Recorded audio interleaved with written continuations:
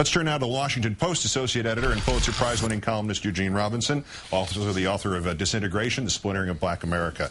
Gene, good evening. Good evening, Keith. The question on the left in the context of what Mr. Stockman and I were just talking about seems to be an either-or. Is President Obama a victim of political math here in the inability to get what seems to be necessary done, or at least part of it done, or is he caving?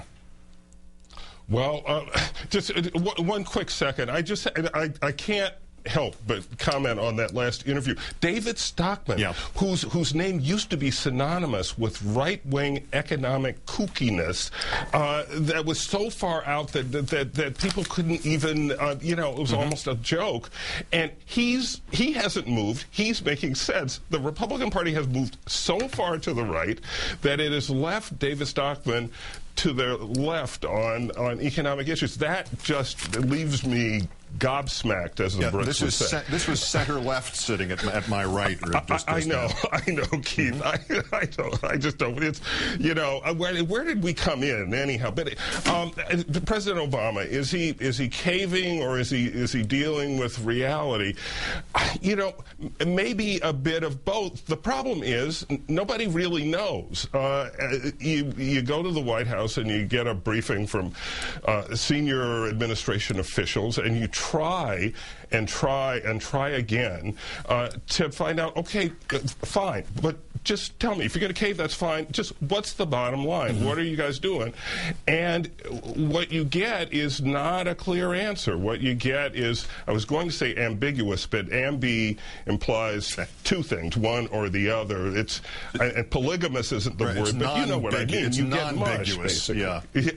I mean, it's just all over the map, and so you don't know. Is it a trade for unemployment insurance? Is it a trade for the START treaty? It's just unclear.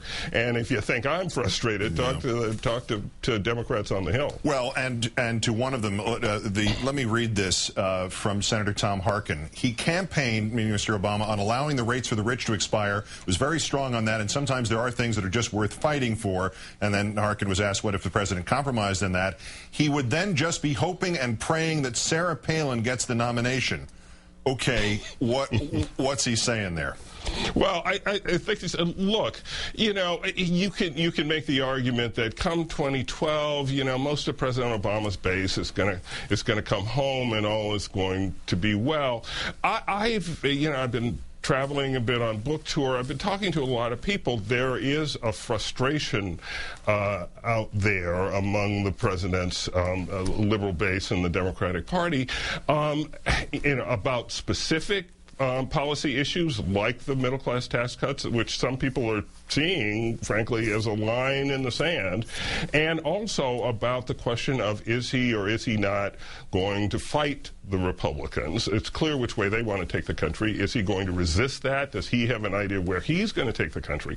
And you hear more and more of that, and I think Tom Harkin is saying that, yeah, sure, all is well if the Republicans run Sarah Palin because she's probably unelectable, but what if the Republicans run somebody else? Then 2012 could be a kind of whole different scene. All right, what about 2011?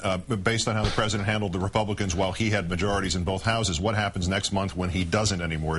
Are you seeing some sort of template for what's in the near future?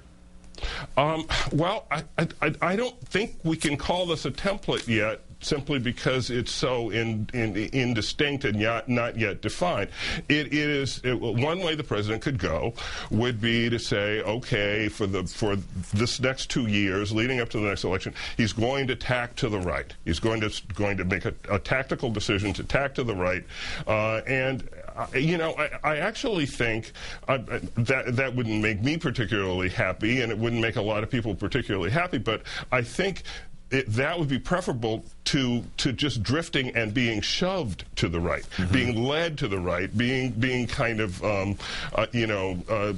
sent that way by forces that seem to be outside of his control. And I think what's very important for the president is to be in charge of this negotiation and this outcome that we're going to have on the tax cuts and on unemployment and on everything else, rather than to seem to be kind of buffeted thwarted by forces on the left and the right, and just to kind of end up where he ends up. I think that is bad for him politically.